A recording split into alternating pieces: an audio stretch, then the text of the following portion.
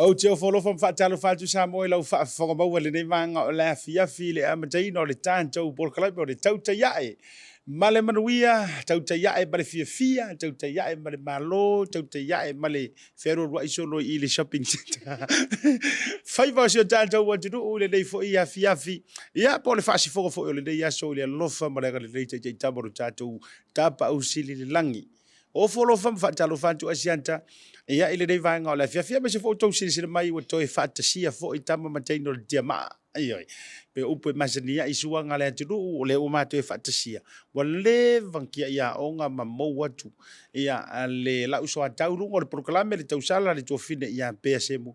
Ia vi elanga le leo le tua, le umwhai o na mātou e whaatasia fo i. Ia ile amatanga o le neiva ia so le tātou Polokalame. Whaauau lewa yaso ma lewa yaso le Tautai ae whaiva o sio tātou. Tino, pa ia o Samoa, no whaatini o tau sala.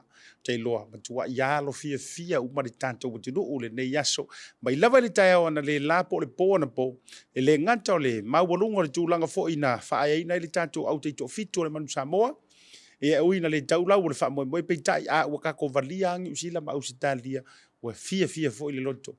Ia, se e mai ei tapua inga o le tātou o le peleki, mō mātou iau te ronei, whaafitai mo le tālonga. Ia, mana ia le fusuanga fo ina iai, ai tau walunga le tālonga le mate matonga, e le tau tisira mai, ia, o le mafuanga na wa whaiela ufitonga le neilanga o le uma walun mātou family service, lai whaile teimile nei.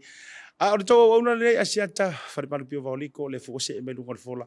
Ia, si taimia o whaatalofa i le tausala ia pēa, masa i whaisia kala po o whianga ngimo ai. Po a whaewa ia so talu na maa vala. Ia, po o mawhise laki e se o kofing. Ai uio lea, ia o tau sisa mai o whaiva e se Leaupepe le nei aso e meiso le tātou Polokalame, ia nei le mātou wa pisa. Ia le pisa o le senga ula te tau, ia o loo matua whaiva matua le whaatua whala inga o le whaatua funganga, ia le tō whare matua whaiva le sunga ia sua, Lawrence Arjing, ma le whalelua o lo lātou ainga, ia va alua ma le Polokalame le tātou lupe fo i vau ese. I le nei no whanga le South Seas Healthcare, i nei o Tara, 5 o Tara Road, leo tu ina sawa tu tau te sila mai tua, ia o le mātou wapisa le o i le karikari eiti ngā o le au. O te whaatalofa ia te o le tua whine pēa, a long time, no see, but now see now. O ama ioi. Yeah, whawhitai ia Asiata mālole soifua. Yeah, o te whaatalo whātu, maofo alo whātu le tātou au mai mofo I lene I tuala o le awhiawhi. Yeah, I am very well. Thank you, Asiata. Yeah, o leo o whiawhia. O leo o toi whaai fo I atu ia te oe. Yeah, whaapea I le tātou au, you know, mai moa and plus the production team. It's been a very long time. And sorry, yeah, e le se laki whaapea o ke koe fo I mai, wa maoseka ko milionga mai le loto, ai le mea I kasi, o le fo ia e makiwa ia si o sister le, but I've been well, been a little bit unwell, but, you know, praise God, o le ua, so, koe fo I le malosi le tino, but I'm well, thank you. How have you been? You look well, and thank you. It's always nice to be in a different setting today for I le nei ia fiafi la pisa. Io e pea o misia o I runga o le te Polokalame, io e le tā Polokalame whaiwha tasi, ia o le ua e toi taliu mai ua matua se senga au le leilo la ei, io e geo o a lady in yellow, with a bit of a black design, mana yellow sei, io e. O lo manu ia lava mea uma, I langa leo le tua, pisi lava fo I tūlanga o no le ufa asi for kuata, muli o sio mātou a onga fo I ma sio mātou tau mawhainga, ia tātou a onga, io e. Ia vi ia langa leo le tua mea ua ia whaia o lo solonga leima, solonga manuia, whaatalo whaatia te auto uma le lunga le Polokalame le nei taimi, woma pa anga mamaya le BluTV, a me se fo I lantou e tau muli le maa Polokalame o le Tautai ae, ma le tausala ia pea, ia manisio I lantou e masani o na whaatautai le nei Polokalame, o folo whantu, ma whaatalo whantu, mo o tau le nei vaenga o le afiafi. La tatoa tu inisio tātou news update, o na tātou tatala noa, ine wala songa fuaia, e pi tele au tala I tālonga, mse I saula ukama o le Leaupepe, walanga o lena sponsor ia le mate maatonga. Ia, se o sau e whaadi e le family service le uma pe sau mate tolu ai. But o anina I me o tutupu mana I tala o to mo tātou pea. Yeah, sorry, yeah, Asiata, before I go into the news updates for mo le asunga fua, o te fia whaatalo whatu I si tina o le namato whitawi I le manukau mo ananafi. We were having lunch and she came through and she actually acknowledged ia le tapo kalame Asiata. She said, yeah, aloha whatu ia Asiata. So I just wanted to mention, if you are watching, I do want to acknowledge you and thank you. Thank you very much for your words of encouragement. Yeah, gave me a sasi I le Samoa, but you know, I keep trying. Mele mo pe kia I le aonga, but our news updates are for your afternoon. Yeah, ole the child care subsidy, lewa yele increase for low and middle income, I tato ainga, a whape o oe lewa yei ia so far. Now, there is a slight increase with assistance, so you can get help for after school and before, you know, after school care and in the morning for the subsidy. So I think there is a breakdown, I lunga I le IRD, there is a breakdown, so please, I tato matua, go and check it out, Asiata. But did you have any o ye seo whaaso I le tūlanga lea? Malo mana ia pea le tūlanga lea mo ilan tau le whaafwhanga mai. Ia le wa iei fundings fo ia whaangana mo before and after school childcare. E tau a whape fo o e te o fia le te whainga luenga te bana o e whai maposi o e lava ia. Ia sila ane pele o se mele te tau maa pele o se ngā luenga ma mita whai o ia te tau wai maratua. O le mele tau o le PPC tai a tātou Samoa. E le kau training a pe tau whaasino ina. Maratua fo. Ia se waka ngā o e te rei mawhutana I ta whau ai Samoa. Ai o le me tau PPC ta o leanga e train mai lava le tamai tai Samoa I le wa ai lona tina. O whaafai lele mai lava ia whanau. A war keiminge I kenge Samoa. E umana tau sia le tina ia whanau. Ia toi tau sia le tina whanau o whanau. Ioi, toi tau sia le tina great-grandchildren. E mana tau sia lava. Ia, o te le ala sia o ngai. Ai mo ilan tau I nei atunu I nei ata tau ni usila. Ia, asia nele na au nanga ma le na a whamanuianga. Ia, mwhaina vea o e masitangata e whaia le tūlanga leo child care ma vahenga whapena. Yeah, o le pole aso whaleile o leo on, there was one person who was injured. It was a shooting at Gibbons Road in Weymouth. So it is just another reminder, leo increase ki lea these criminal activities here in Auckland. And also another recent one was a 43-year-old in West Auckland, o leo on arrest after a shooting incident in Newlyn. One man was injured and taken to hospital. Whapea lesi, one person has unfortunately passed away after the boats capsized here in the Manukau Harbour, and I believe there is still one person missing, a young boy. So it is a timely reminder, Asiata Lewa Tato no o mai I le summer time where we love and enjoy the water time. So those are just three of the updates that's come through just in regards to the shooting and also si tangata le maliu from the boats that was capsized there at Clark's Beach I Manukau Harbour. Malo whawtaia pea I tātou update mantu e tā ua la vale tūlanga le ngā tau whaalave lave o lo tutupu mai. Ia I tūlanga fo I e whaongai no le la au malosi. Ia ame se fo I o tūlanga I whaalave lave tupu whafosei. Pei lao le waa lea na ia ua fatia vo ilele male moi le ua I lantou maliu mai ai. Ia me se fo I la tūlanga o ngol nei vai tau o soifuanga. Ia me se ia le me fo ile lo amionga le tau pulea le to tele. Ia io tau matala fo I ma silsila toa ia mantua me se fo I o taulanga whaatau tau te wheo iai me se fo I o nei o na po ia mau tau mota malawa e ali si ai nga fia to fa le po e le tapungia pe loka fai to ia ona se masania wa masania ia e tau fo na fai se swinga wala nga e o le lau fale ai na male mo no ele lo ele tangata le taimi e tupu ai ia ai le lava le ola tapena ia matulanga fo I o lo iai ia e ini si fufuanga o le nei vanga o le vea so ai me se fo yo ni au programe fa ta o to wa pisi ai wa ele ava no me le ta programe. Sorry, and just the last two updates are, it's the weekend of sports, as we mentioned earlier, our Pacifica clash, two massive marquant KO win against Sonny Bill Williams, which was a weekend shock. Yeah, for le Samoa versus Tonga, 20-18. That was, you know, what tumu il Facebook il updates a Tonga ia whapea Samoa, but we have seen over the news and that globally that's mostly we've had well-behaved celebrations seen around especially New Zealand ia whapea for ia Australia, and there was one footage, one that's gone viral ia o le tamitisi lea na kuli ingala. It was, you know, Asiata, a lot for me it was such a beautiful photo.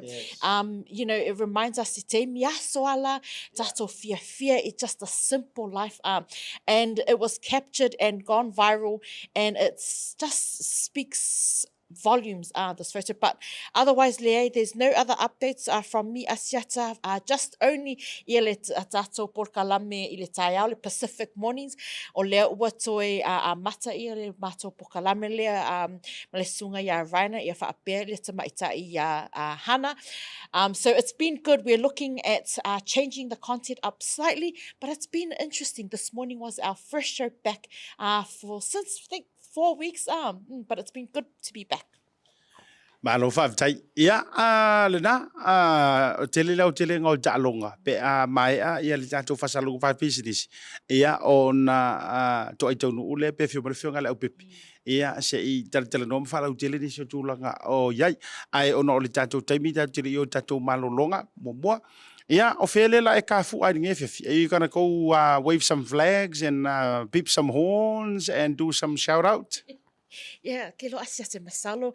Pe manga e alu se mea lai file mo quite. Pe manga e se for le North Shore pe e ka whawai o Harbour Bridge, I think. But yeah, you know, or Malia, I haven't seen any Kiwi flags or any kangaroo flags yet, and yet no like for yeah, ole nganga la vale o tato. Au te whawhitai, ua malo le toa Samoa, walanga o le winga o la utala. Ana whapea e tonga o mātou le mate mātonga. Win or lose, we still wave our flags. O ka kou Samoa. I think all the win. Yeah, ta wala vaenga le. Ia tato ulu yo tato lotu. Ia le nganga o le lango sua yo tato alo mata mafanau. Tato tu malolonga foi mai fa o tato programa ne vanga la fiafi.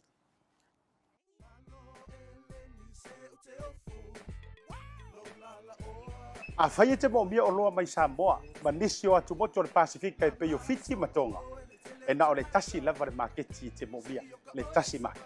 Tasi Market, e le ngata I fua whatoanga, e maua fo I ia te maisi me tau mafa mai le moana. E peia ona uwhai atu, e te maua uma o loa mai atu moto le Pacifica. O le talo le te sila mai ai, numero Tasi lea o loa sa palai mai le atu o fiti. Kako karongi ue fo ia yasoi. Maua fo ile umala mai tonga. E le ngata ilea. Mo ila tau fia le tātou tama o le whai. E te maua uma lava I Tasi Market. Ai whawhetu langa o whaalawe. E sa o le lei, e maua tātou pusa pisupo. Tu ai ngā le lei ia leo le pama. Le gata fo I lea, maua pusa moa, I so si tu ai ngā sizes. Whapea fo ila kako pusa siu pipi. Anse mai ngar ka pusa siu ngar whapule mole. Tai. Tama ia mo whara, la vergata fo I leo pusa pepe, I le Tasi Market. E maua fo I ipu mo whaalawe, in bulk, I le Tasi Market. Ia le nā Samoa, a mai ala o na whai umalau whaatau I nei le o nanga le Tasi Market. Aua nei e tūmuri, ai alo whai nei o tātou ai ngai Samoa o le whea ngai Markoviti. E iai fo I le lātou o nanga ua tā ua le Monogram. E lafo ai tupe mo ai ngai Samoa e le ngata o nisi o atu moto le Pacifica.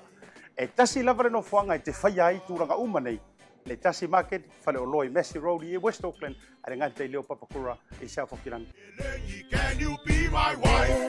Fale yangi imalele nige ayele fa afalai tasina ba efia ile mano ni mange wa elai ele fale yangi imalele nige ayele fa afalai tasina ba Joe fa jalo fa tiri joe tali uma ye le tanto por kalame o le Tautai ya ele ni vanga o le fiafi. Ya mai malolonga masani pe no fa yantu ha ma vai tanto malolonga. Fa fe lo ai ia le coach le tanto mante ma tonga. Iyo malo au pito tamasi kovi fefe hake le fionga i to le manino le fionga ya le Leaupepe Talai Junior Talai Lene ya ile nei vanga o le fiafi e tu sai le tato programa o faisi umi o mavala ma le uso vai tu swafa ono tulanga fo i e o te nama le laina ya le tu fo le malo produsu le fono e siona tu ai Samoa ya pe koru fa eva ya sole na misi ele ma programa to lua ya fa tai o le ua mato e fatasi ia e mafakasi ia o tau sisira mai ia se taimi ona o fa matala le pala ma fu anga wala ona o sau fa i fa tupu tonga antu le nei taimi ia e mo ona o fa talo fa mo folo fa tu lo fionga to menino lo fionga le pepe ia fa felo atu fo i Leaupepe Talai le vai malai le to fa Asiata ia tai nani le pa io Samoa lo vai on mafuta mai le tatou pukalami ia ai lava wa level talinga Asiata e so se tonga e fai la po kala mele nei asu ya awa tau le foi Asiata la nga se mato company ya le sa sponsor tato awa tonga a pe on to si le lima le ofu ya chese tonga ya na sai tato local tato titi sa ya ono se mato company e tono Samoa e tono tonga fiti Vanuatu Papua no ya e foi vai ngo se ta pokalame se tatou watu no ufo ia lo langolango ia o nei temi ia le fo sa ave fa mo mo au tonga ia a pangalea ia o le ua sili manu malo le to Samoa ia le faina ma tu te fo i mai leisi fata usanga pa au le lo fo le aftai o le ala na o le te tau no mai ia la no te vai a nei family service o le fa o te ina mala wa to opea fa mai fa mo ia o fa o e ke ko fo minga family service o le ile o pepe iyo ia mala to o titi sel o fa bele ia le faina la watu la wori io tau malolo ma ma le wori io na le mai ni ia le ia chata na tu te do e so mato watu no e la nga tupu iyo lo no le nga ia la iyo so le ola kwangi le fo ia o to no la kwangi e fa mai italia la ko mane wori ia mai vo le ia me me vo le tatu ia uio le to fa taru fa tu ai se yo tu langa na yai ungo ta longa e le dei fo i weekend a mulima fa i umai mat to fa tin ia ile ta longa le wa lau manu ia solo ai le pisa o lungo ala titele e le ngata o self au kilani nei a o to ai atu le lalangi ato wa mu wa moanga wa pae fa solo atoa le atu lau ono le ungo le talonga le sei nei ma veo ai la ta no mai ungo talonga I lona o te tele e tele au le tato mo tunu le sa ta no fingo le verso nei lo fingo le pepe ia ai me se tato taito fitu oi se sa oi sa sili mai al to fati ti le ma pokala mel nei aso lungo le tio foi a pola se swinga tele ia ola uia mau talon tu lai mai ia le fionga ia muliang tele mali e ave mata tu faia onga ia matu e tau fai e au mai le spili ta tu le sa pe na tau rusia tu foi ono vai taimi foi na tu lai mai si faia onga what le ar swinga o le melo what to look forward al fitu o mauti no ai o quarter final o semi final ia atonua le ala vai ta tu tele I mau ala stato malo ia fiti ia me sili nan tatu malo a New Zealand tatu malo ia Australia tatu puke para tu ole ngole na fa ngoi le pulu le sa tatu iai po le kulupu le sa tatu iai ole sudden death ena fa ngoi iyo le na taba foi le nga ang sasia ia ola le si ai fa le kong tatu ai ole meu te fia ai ama kwa swipi fa solo atu ai mesia ia ko siampingi fua Australia wo man tatu ia wo man tatu fa mo ina to foi mala ukala ile talunga le mafiti ele fa pe foi tati tanu fa to faiva se taimi foi kausu se ka kai mile fionga muri anga tele sa so nei vai yaso na moli ai le fe autostosia fa malo ni tali mai foi le fionga mule nga tele fa ya onga fa tai mai ai ia ke awia ole au te vai tu foi tau it's the same repeat and mele e kau kele manguia lo ya fiti tato atu le talonga le su e ku ko mar ku fa pe o te ora so drop my level pe wai se pe o tato wala fo i roa o pe ngor ka wainga pe ya o vai nga ia le tato te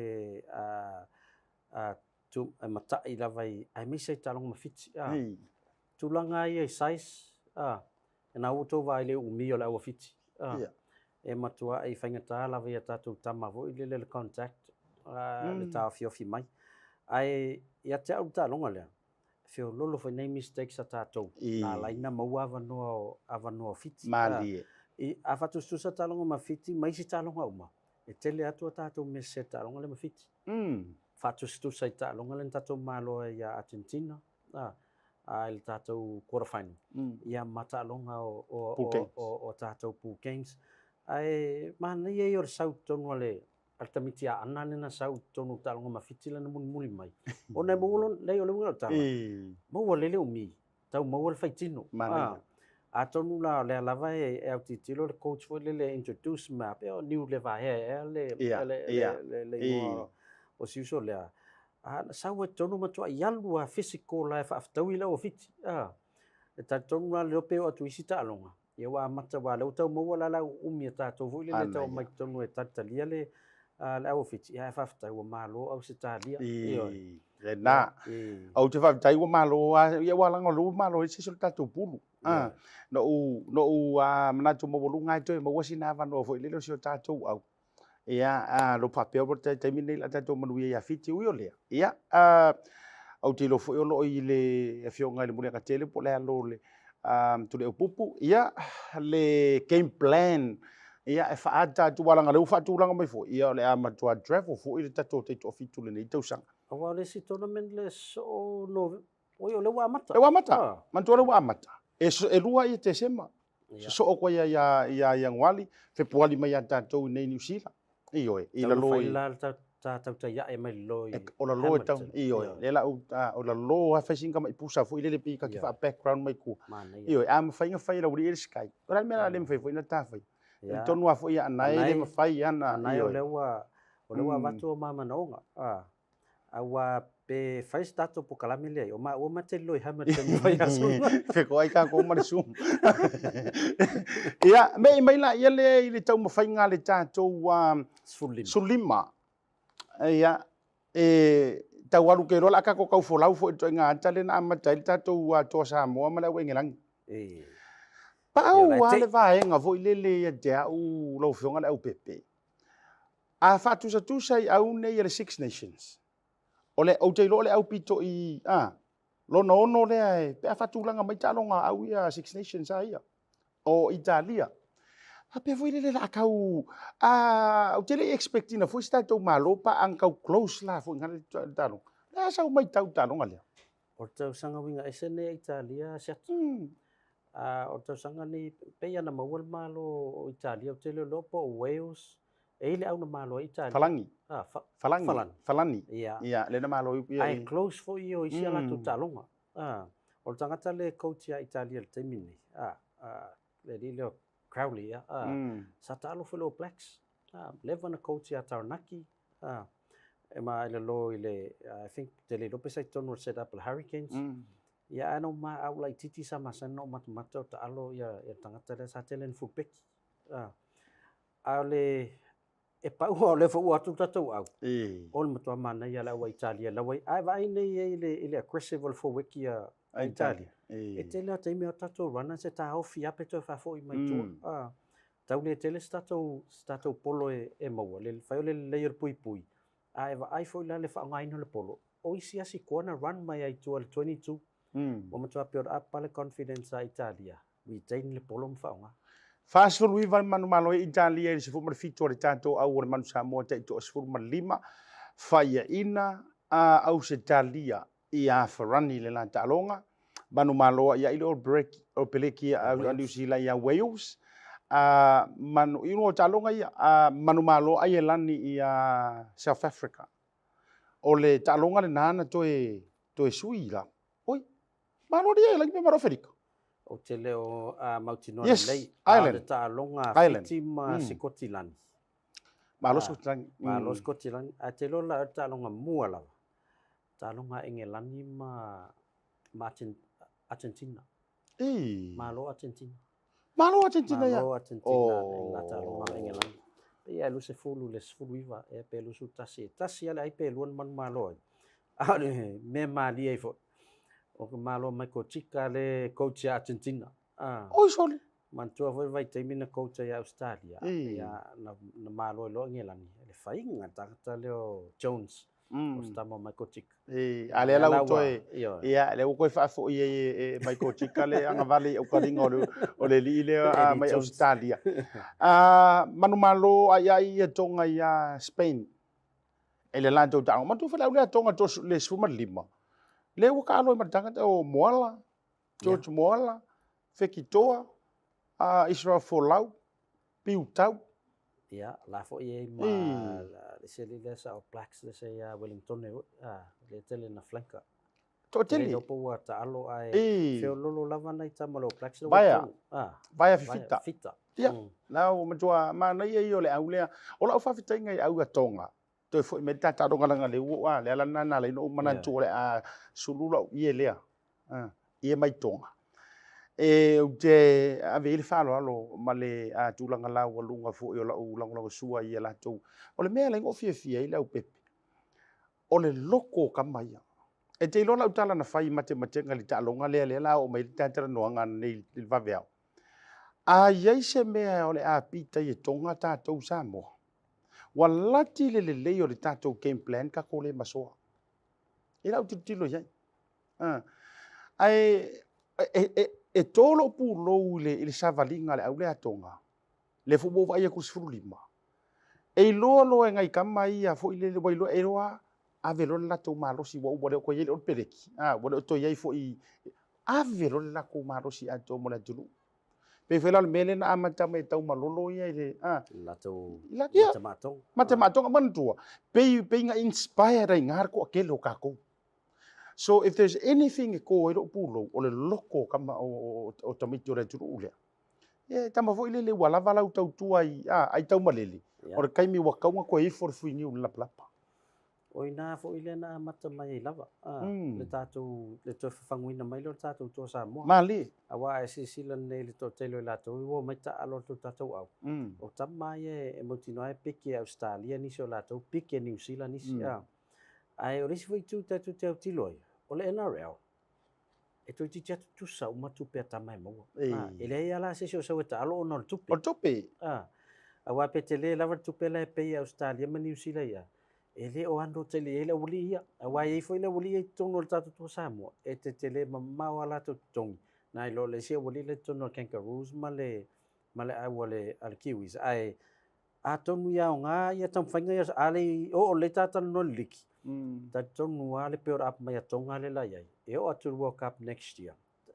A tonu tau fa pena fo tatu au. Ma la tau ta longa mo le. Na o isi la ta longa lua e to o te loa i longa man lo si tele au na pe o Italia. Ia Georgia e mai Malaysia au. Ai talusia ia o tu ai le tau sanga le. O matua mautu le ia la tau ta penanga. Peila le fe ina vo se mato au matematonga nei tai. Te le mata ta longa. O le anta o au ili ta longa le. Mata sia fusu anga Mark ma le sunga sani pe William. Pe mai ta to fa salon fa business. Au kero se fa so ki. Right back.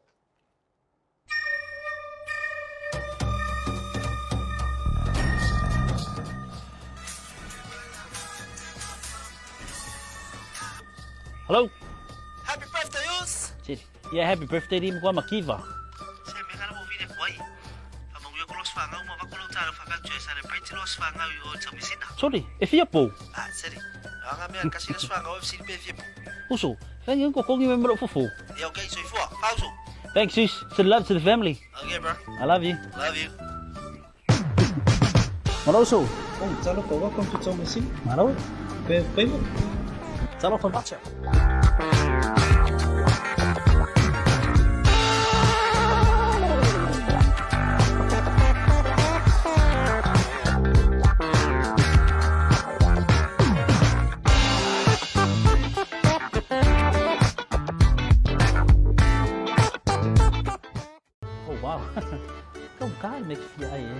Just give me a second, eh? Hello? Auntie! Oh, Vaoliko. Sorry, so. Kang ay sen, may isang kumpeng auntie pa problema lunch para okay. Baby, what do you want? The barbecue one? Barbecue. Okay. Chef, I'm more sorry. Thanks. Love you to the family. Okay. Hello, Vaku. Yeah, fancy. Barbecue? We have the barbecue, please.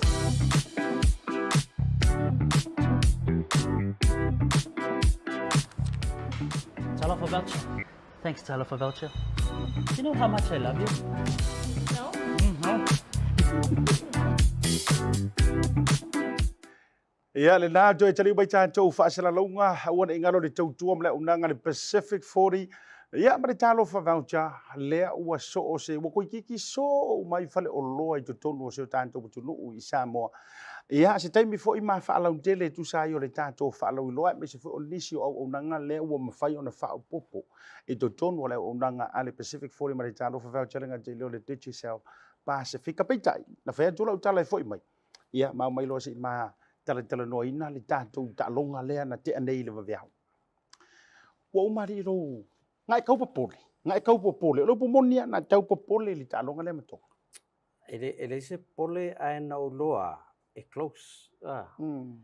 Ai sa u O inga fa pe malo.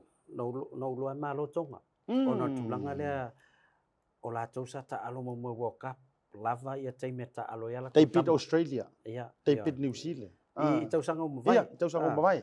O ele le atu la experience o talo le si Malaysia pe o tatou au mo ia le fato a matan tau jaul mai. Ia si foi lai ai ele fa pe o matua tele nei maloi. E o lava fa unga ta longa o la lava fina. E a mai le fa unga mo fa longa mai tele la tau fa le tonu fatu le. Io, e nei minute mulmuli no. Ma lie ma nei te lola tala. Ta le tolu va veao. Tausi sila mai tua tui. O le mate tu na tu le ma por kalamele ne fia file man to pisa. E nei li lau mo fo sio man to wa o ngalupe foi vau ese. A o ila ma lama tale tolu e makuse e lo IF ki TV ke le ai te rola tala. E o ma le leile talo ngau te le isa fa ile leile no fo. O bongi ha. Ayo ie fa isa ile wingo fo ile e te sa fa yo mati ti vai. Fa tu le man ia. E sa o le ia foi na ilo fatu tuanga o tele aro le tole la na faila utala ya anai Martin e man lo to Samoa o le tu le na ia uia analysis foi le la utilonga anga ka ko maso inga konga e ia la me fa le ko ai te lo le me na fa ye konga ya ka konga maso ka ko e konga ai te lo mo tatu ta alo foi le offloading or polo no vai ai le la fa si la for tatu ma nga uma ma konga ai na mawal to inga me foi le se le temila le to e tasi ale minute le o ko restart le o ko ngai lu mor ka ko lenga ai o vai ku ya su ale make o vai ku de se o ta fa ya su ar songan le to farma to fa va su Lawrence ai o nga or fa pe ngai ya o te pa ya ka e fure i se o piko wa ku runga mar ngofo ya ole o di e ta uma o tau fai tutu o mai luma ma tau tolo pulo esele mana ia ila uia summary o le talonga te leo avanoa tatou te squai na sili atu ona dominate Samoa le talonga atoa la ia attack ia e o foi commentators Australia ese mai le au ngelangi fai ronga langu ia kau ka kala mai ai te mila le tale afa mana ya uma mate nga na itamba foi le New South Wales ma kamale o kupa Cronks lena afsilia ile host. Who do you think will win? Both of them mga kali Samoa. If Samoa continues the momentum the momentum that way, they will win and they were right. Now matai highlights. Ya ele tele ni vai ngorta longa fena mai itemi o highlights. Ai ila uia foi mai tau. Fiololo foi nei tamata tau na matua individual e tau fai ai break le leina matoi soani tatu au peina le break tama le so ali ile no mai atu ina taimi o le sa pressure tu tonga ai hit up mai a pe le tackle na lua en sawai ke lor ka la tala tama le a wala nga leu te vai tu pe e fato asifuru iva tau sanga to suiva yeah he's got a bright future le talonga le o le sau le tama le so le mantua mata utia la ya man tu fata alo le rooster le wing e le futbeki a le lawa tele au yo mata tu ai o lono wing a mai elan con karate le rooster sit temi ya wa kapteni au stadia le futbeki la al rooster yeah ele ma o kapteni fo na ni sa foi so lono wing ele fo na lo ese mai a o le sila au ala atu au mai tamale fa futbeki ya em fele mi sawa malos Tasi lea le taimi fo ile na mantua highlight tel sa urta mo isor follow eu te vai le usa ur kamale paula le se ngau te vai tu e vavel acceleration sa le lia o le matua sawa tangata fo ile le la ia le taimi la le na furu mai ile si kaimi mauai lo makau fusi fo ile le kuri tasi la na vaenga tato talo sia lango le na on report tato tama ia langa na won na mata mai lava ia amata mai le na raulo o won ona elite malona tuli pe ar watu first contact le na matua maua le walati le te o le ulu le upu moni fo na ia so na alwa lalo le tutu le uta tau fia fo mana tua wa kele nga sa o mai power house ia ko pe wo ka vai ngar kau ka ngengo uru ka ko tekla so ngale a wo pe wo mo mia se counter pack ia si ku di mai lo ele vana ai si ku di mai lo masuari vai ku ngar karianga ska mo po one o va pe a fa le unga yo uru po e un to fa tu puro ai mane o le si tanga tana la walunga te lo le winga la tala na step up o malava tato wa experienced player le nei wai lava ina mantul tama leo Anthony Milford tasi le tanga tana matua superstar i taimi fo yo le Broncos matanga na sau lea ia e rock and roll le faingo le career stam o yo lea he was the man of the match kwa step up tolo pulo he's one of my favorites i talonga o talonga lea o le controlling al talonga o le iva o no malfitu malfupeki le to fa na le telen fa ngol Spain ai o me fo tele le tausanga le tausanga telo tau na stama ale po to va tele ar swing al World Cup e fa yo langa defense langa decision making fo le controlling ole ol talonga le fa la wa mataina tau free up mai fo maleono le tato ya Jerome ina ya tau au tira fo ye laina tamo ia ma le fa lana score la tasile na matua dangerous level talonga o le e fai ngola utala le ai ma se teko misi al tama leo o Milford io le se teko misi ai he made a lot like ele ifato matala for no lua more than 100 tackles it came in sa le stat kamalo ia tuatula ia le tama leo kako wingi lo te fatu ele utala tole o ke fea ko ka ka ri ere ngi pinga mai ki ngori au te fai atu le va ka tama leo to o ma tama leo mei ia e wa wingi al pen fa sai Samoa main la vea na le talo grand final ma tau dia le talonga o yo lea ina o ma le talonga ia le foi le to na ma le laina o ro tu le va vea o mai se ma to wa io se fresh bread foi le wa foi le fa siringa malo se ma ruta e o ma tu pisa au te aluatu o wasilo a koa ka avali tua i le poloka o matua a vau fia le Samoa io tara ia pakaro marka avali io ku ro mar breakfast ia ai alu ro mar live tato no mai tau wina la o mana ia fo ia wal telo taimi e te tango fuatia lau va ai mama o antu malau ti e tu yanga nei tangata na o sa vali le mo o lo toi ai mo tango fatala no fai ala to me ye le yangi so fa veves ale mana ye a pasi mai ta vale nei autonga fa tu le ye le wadi ia le Samoa fa ka lo fa le ye wa tu lai foi ile si wadi i rungo awala ia io mana ye te lo ona winga na no fa pe mana ye te na spiritor no na le ma mi tato yes awale onisi foi le ata tam fai e tau sile tato van no foi e tono New Zealand e fai lau i a o lai mangele ka ko mangele ma ya o mato ofisa i na i lo Maota Samoa ai na ona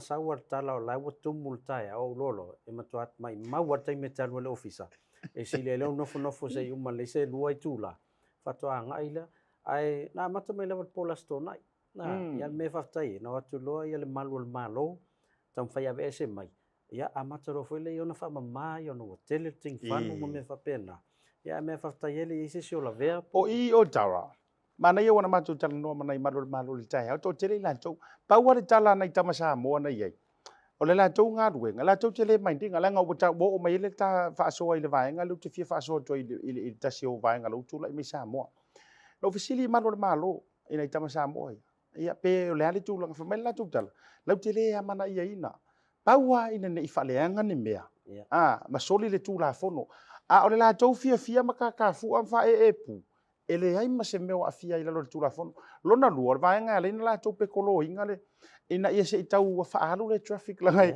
e kele ngo I fola wadi ia si vai tono la wa io le ele ke le prokan ai pe fia fu le mana na oi e fa tu le ta vale e fa si vale ka vale wa me nga le wadi na fai ai wa o mai la o vai tu Samoa o lo te vai tu ngolo o mai le politinia amaro le malo I Samoa e whaasaina ai mea ia se vanga na ua whaisau leiseni.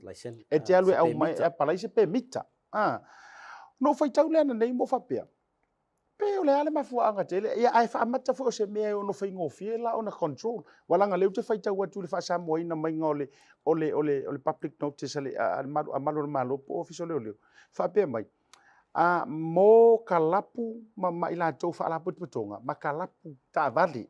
Ya, wala fasili so si ai la to taval teu. Lena, a fasili la. Fa fela ka vale ka ka ia le ke fa ya kwa fu ma solo ko ya mai sika e ke le se kala. Fatu, how are they going to manage that? Na sa le yala ya a fa yo le fa tanga New Zealand ya. A fa le ngana la tala. Teu ese foi ya le titilo le malu Samoa ya ile tam fanga foi le pui ya.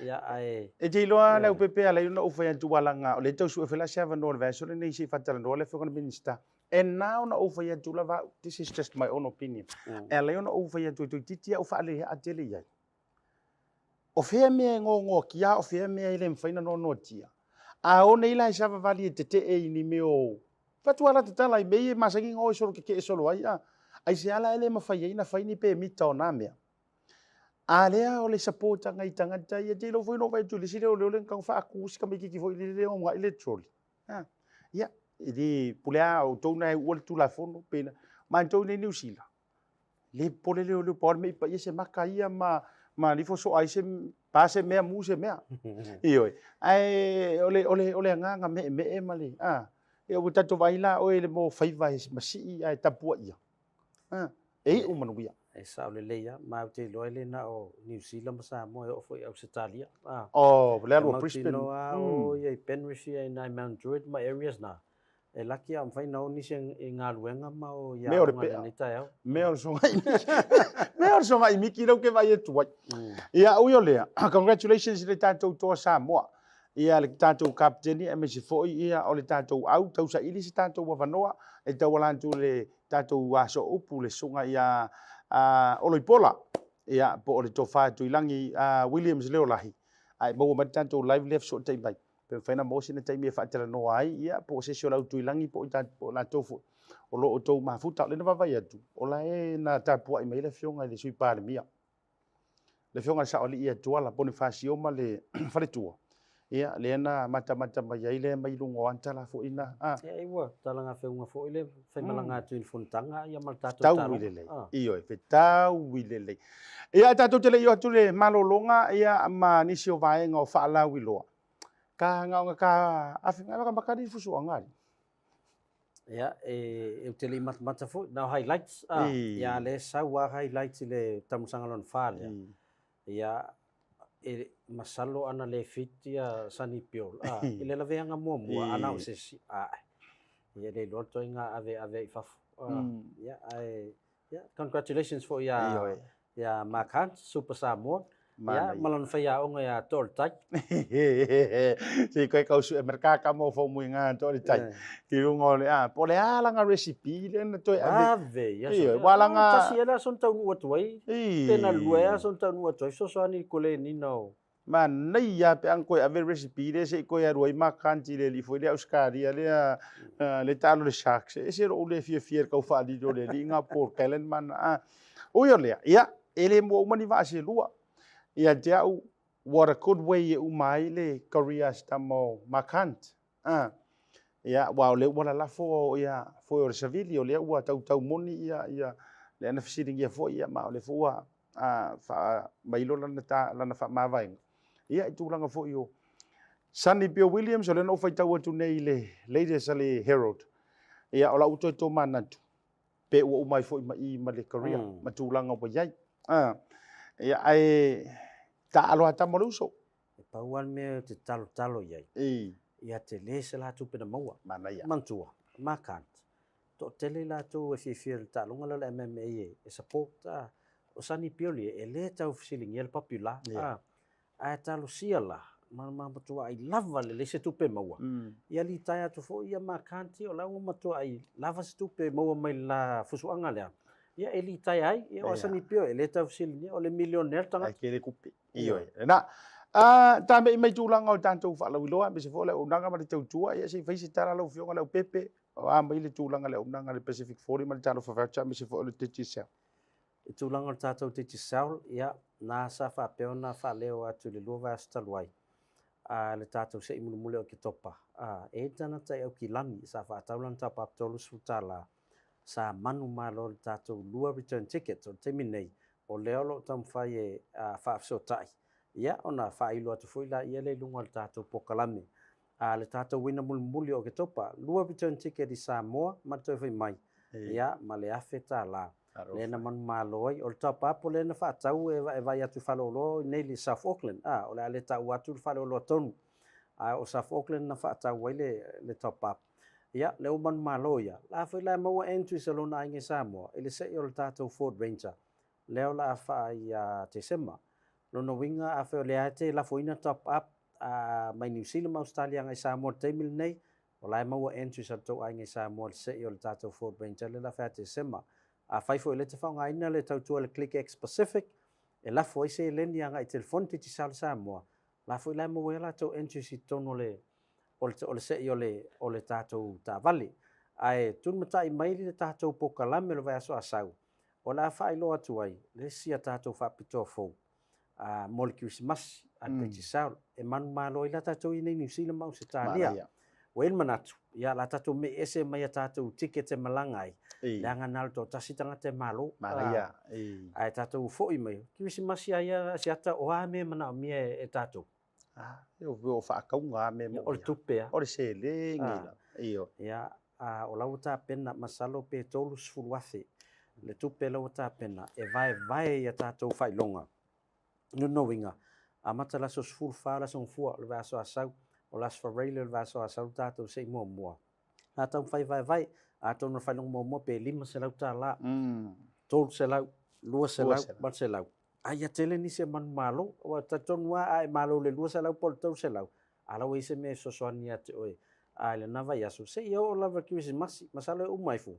Masalo po over male fast food tanga te manu malo. Ai tatou se yo tupe ia la fai mo Christmas. Al titi sau ai o awala ai te qualify ai. E tawana fa tau top up tolu suta la pe siliatu. E la foi numero titi sau li Samoa. Ia pe te whaunga ina le tautua Click X Pacific. E la foi se leni anga i telefon titi sau li Samoa. Ia ona nga vaala i e tatou cash prices na. Lea la ato e awili ili atu vaso fo. Ba lo fa tai. Mana ya jele o tanto me lo fa me se fo fa mrianga e sau de titi sau. Ia me se la vano lutang o la vai top up. Lo ai ngai Samoa. Ia afa pe fo yo le tau su e tu le i fa ngala tiki. Ia mai mai fo e mai so wa ro Samoa le Christmas.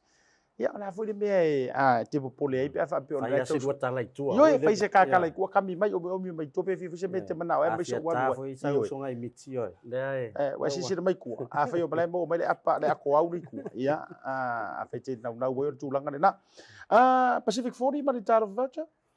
Ia o le fatoa fo i matou whainga malangi Samoa. Ia pea i leo toe pōseri lo fo i le maliu se o tua a. Ia sa matou anga i atu iai.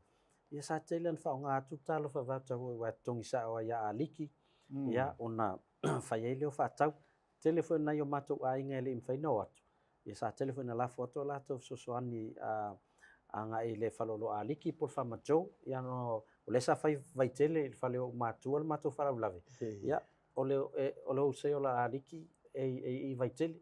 Whai ngofia i na ona ta luifua. Fia ta vouchers nei na ia tau mai le whai. Ia mai e la ia angiangi whalao mata o me mana o mea kuka pusa moa. Te lone mea mua lau talfifia.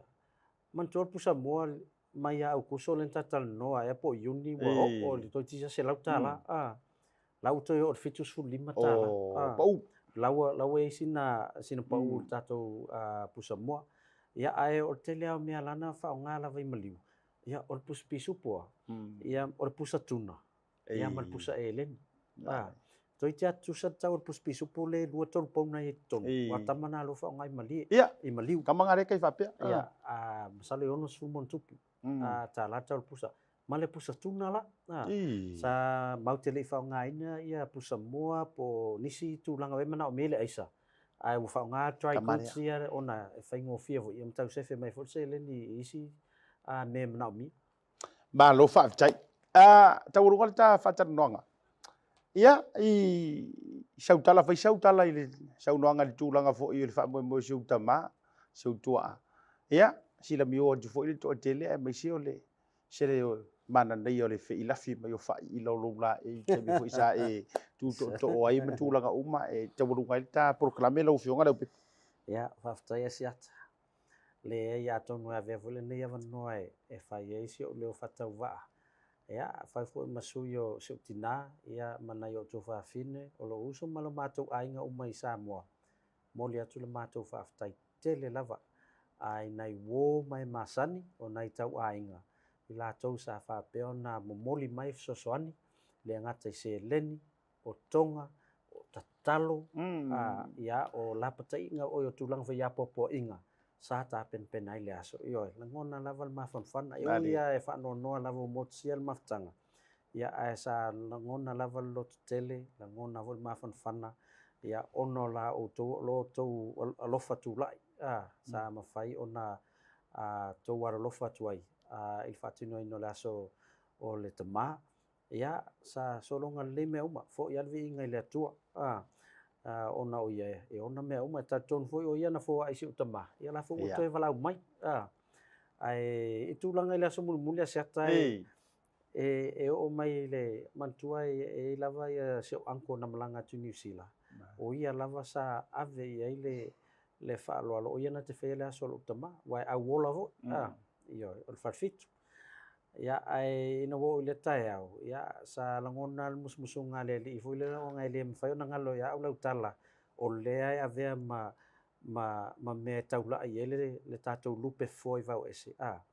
lau tala len fa mela mtanga o le ngal tatou aonga ina ia mfai ona eta pen nai ia o i me o fa lave patino ia te oi ia ma fai ona e fatino oi mali te de fapela te tu ai lalo tu langa fo o mali watu o wola matu e faila solo tama ai na tae ina o fa me o le te fa mai Leaupepe o rauto e me ale fa so tama sa uni te fa ia fa lo longa ma moli se fa tai ia pe o lala na io o le fo isa talo ele ia na te au mai le lo tele ia ma fo ai le upu io e ma fa ia no tu lai i lumo nai fa fe ngai ma le malo le fia sa awai atu ia e fai se tala moli se whaftai on behalf of tinama malo mātou ainga ia tali mai sine e fo le afio atu tala atu au ia wai le so mafo foto tele fa peni so la awai atu ia ai o winga na to ina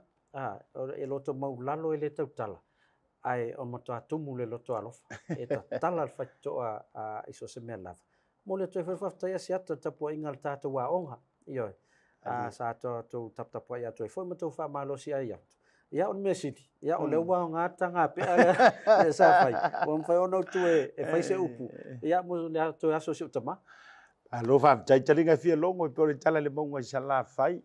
Malama fo iurungalu e pe o le tala tangi sai fingo ta e malama tua ngalu e usu ta antala no fo ia waluma. I le mata mantantu I lau fa le nga fulu. E le ise me pito sili ona io e ina mala walunga e le dei soifuanga. Nai lo le toe tuo lo to ia ma le toe fa nga ina o le utu vanganga me sore me alo fa le tua. E toe tau tua I lava lo ainga. Ia e bese fo o le tūlanga I le usui o le fono. Ia e le tama whaasa usau o le whale fitu vātu pa I o la inga sa antuala bese fo la una fausia sura maupu e te nane foi ia o le tapa au whaasina manu tauso. Ia mana tulea whaasi fo ma proklame le vanga o le viafi ma le fionga Leaupepe Tele. Ia ono le soko fu o le so fauso. E joy le malo ia le tatou toa Samoa. Ona ingalo so le so so ni mato maliu la fai ia sia mato o. E umalolea. E monole o koe aru ranga ruke la vea ile au le arka unga vanga le Perry le o le avo o le vote Perry o le lau te la vea ia matou ma le wari I o kau fusi ma le a ia ai le lope o titoe alu foi I langa rei kua shopping o tawangangi titoe sia sia fo I te mi pe amai al tatou polkala tau fautua tu la ia tau tu lalo leu langa le e langia Io ele no pe te o São Paulo kunga ia ale fai alka male o maka o fore ile o poate ai taurunga toi batato por klame le vanga o le afiafi e umoro le o quero que sisi so pico tawa o que lo fa e pun ma to vaenga ia o tole mafuta mai le saungi fo o e tafu ai afiafi ai me se fo le nei tempo le afiafi fai malu o faiva au ke fika fu lesi e ala utara ni fatu le live na le la taia e fika lo ele sika fu ale sika fu le vesi lo le mea ai alu a e talo la fu atala u pese malu lo uru ma si va ko le fale se la pase ta ulunga tatu pokalame Tautai ia se fa poponga la so taia a bole le taimi ma ti fatu ma le fionga Leaupepe Tele Talai Talai Lene ma tatu ko pisa nei le South Seas fa tai tele South Seas e me se fo tatu lo mo nei ia mo le fa vanoi no ole no fuanga fa ia tatu pokalame soifua O le tautua ma le au nanga o le Maota Samoa Service Station nei tuanai matu. Mātou te utuina lau sā ma le tele o nisi matu au nanga ese. Ai le ngata fo I lea, mātou te siakiina fo I lau tā vale. Mātou te sapalaia fo I swau mo lau tā vale. A fai fo I o vai pa o lau sā, a wala te popole. Mātou te sapalaia fo I ea mo lau tā vale. Mo lau nofo silafia, mua, ta pē lau tā vale pe autu. Lua, ta pē lau telefoni I le taimi e utu ina I lau tā vale. Mana tua foi, e matua I whaasa ina le tau mawhatapa aina foanga whape nei. Wa iai foi au nanga I lungo le Pacific 40 e whaatau ina ai le talofa voucher. Maota Samoa, o le Maota mo Samoa uma. Mātou te fia e au na pia mo o Samoa, whawhetai le afio mai, we'll see you again and God bless.